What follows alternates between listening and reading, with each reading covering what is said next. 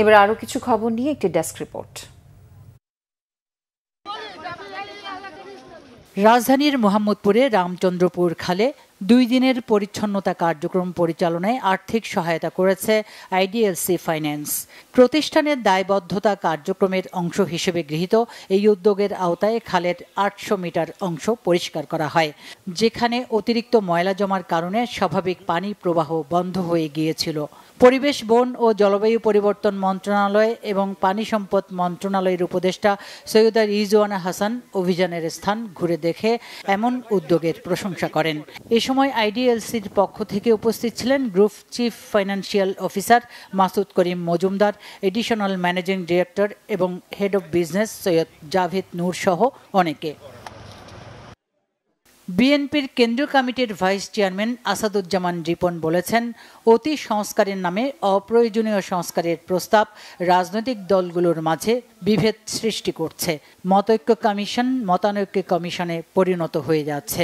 শনিবার বিকেলে ফরিদপুরের অম্বিকা হলে ফরিদপুর বিভাগীয় বিএনপির উদ্যোগে নতুন সদস্য সংগ্রহ ও নবায়ন কার্যক্রমের উদ্বোধনী অনুষ্ঠানে প্রধান অতিথির বক্তব্যে আসাদুজ্জামান রিপন এসব কথা বলেন।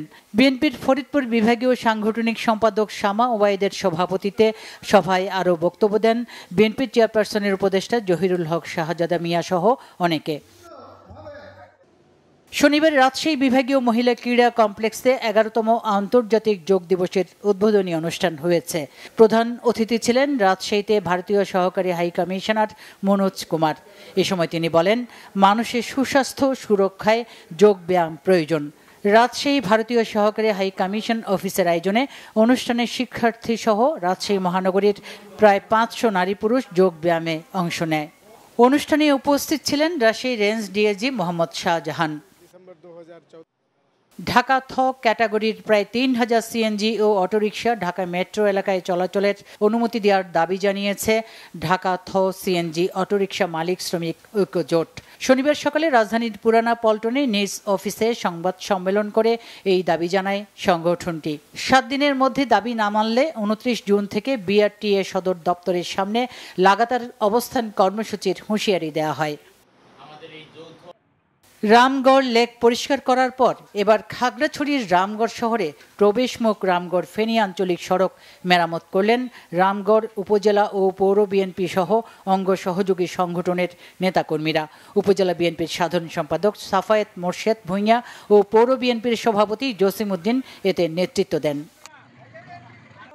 এদিকে সিলেটের কোম্পানীগঞ্জ উপজেলা সদরে কোম্পানীগঞ্জ সদর হাই স্কুল মাঠে উপজেলা বিএনপির উদ্যোগে বিএনপির ভারপ্রাপ্ত চেয়ারম্যান তারেক রহমান ঘোষিত রাষ্ট্র কাঠামো মেরামতের 31 দফা বাস্তবায়নের লক্ষ্যে এক জনসভা হয়েছে। এতে বিএনপির জাতীয় নির্বাহী কমিটির সহ সাংগঠনিক সম্পাদক মিফতা সিদ্দিকী বলেন, বিএনপি সব সময়ই নির্বাচনের জন্য প্রস্তুত। Banglavision news desk.